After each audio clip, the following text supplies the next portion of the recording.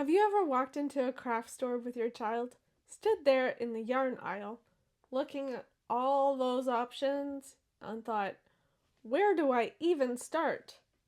If that's you, first of all, you're not alone, and second of all, this video is going to fix that.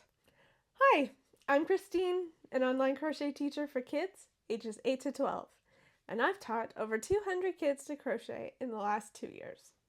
One of the most common questions I get from parents is, my child wants to learn to crochet. What do they actually need? Today I'm going to walk you through all 9 materials that I recommend, broken down into 2 categories. The first 4 are absolute musts, and the last 5 are things that are nice to have but not necessary. Let's start with the essentials, the non-negotiables, things that your child genuinely cannot crochet without. Number 1, probably the most obvious, yarn. You might think there's not a lot to know about yarn, but I could talk about yarn for hours. Yarn comes in different thicknesses. We call them weights, ranging from 0 to 7. 0 is the thinnest lace weight, and 7 is the thickest. For beginner crocheter, you want to look for number 4 on the label. It's right in the middle, not too thin, not too thick.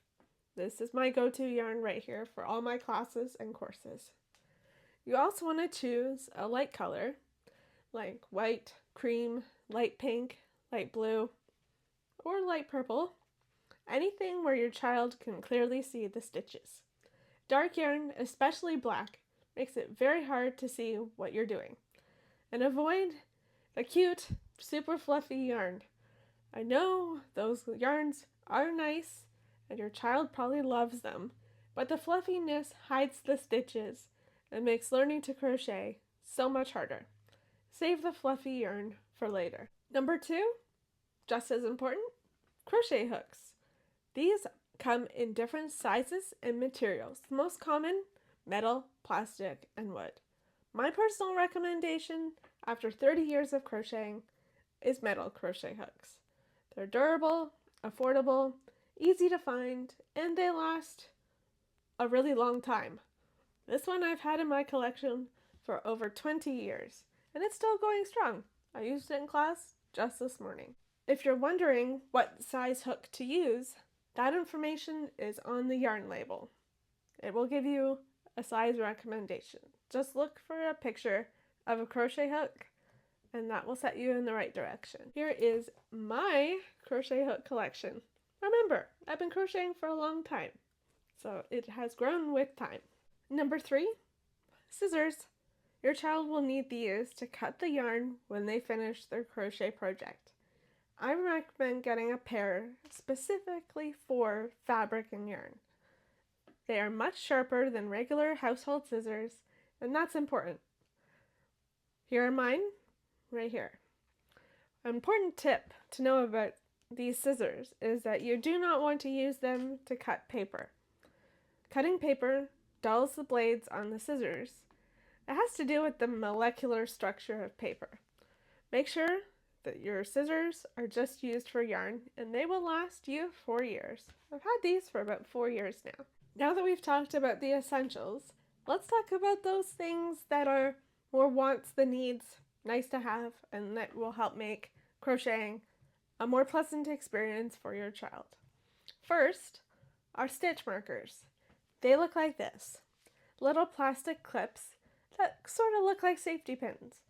We use them to mark specific stitches in our work and are really helpful when working in the round, in circles, and things like stuffed animals. If your child doesn't have the official stitch markers, the little plastic ones, you can use yarn scraps or even safety pins.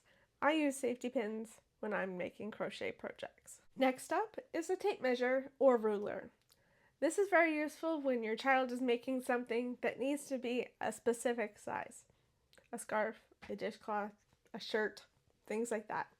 You can get them in many different materials. I like fabric ones. I have about 3 of them. This is the one that I have nearby. Third is a way to organize their crochet supplies. Organization is one of the most important things when it comes to setting up your child for success as a crocheter. A small crochet hook case. I have one right here. This is where I put all my crochet hooks. They all live in here. Well, most of them. I also have a small plastic case that has my stitch markers, my scissors, my sewing pins, anything that I use on a daily basis as a crocheter lives in here. Number 4 is a yarn bowl. You might be wondering, Christine, what on earth is a yarn bowl? This is a bowl with slots or holes in the sides that yarn feeds through while your child is making a crochet project. It keeps the yarn from rolling all over the place and getting all tangled up in a bunch of knots. I don't have one myself, but I'll pop a picture up here so you can see what it looks like. If you don't want to buy a yarn bowl, you can use a zip top bag with a hole poked in it for each color that your child is working on. It's free and works great. The final thing on this list are sewing pins, like these right here. Be careful, they're sharp. These are especially handy if your child wants to make stuffed animals. They can use them to pin pieces together or to figure out where facial features should go before sewing them on permanently. I did that with this guy right here.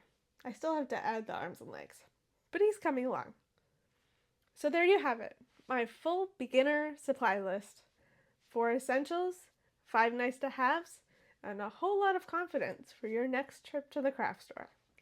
If you have any questions about these materials, drop them in the comments below, and I'll do my best to help you out. If your child is ready to start learning to crochet with me, check out the link in my description for my online course, Crochet Made Easy. That's designed specifically for kids ages 8 to 12 and walks them through every step of the way. I'll see you in the next video. Until then, happy crocheting!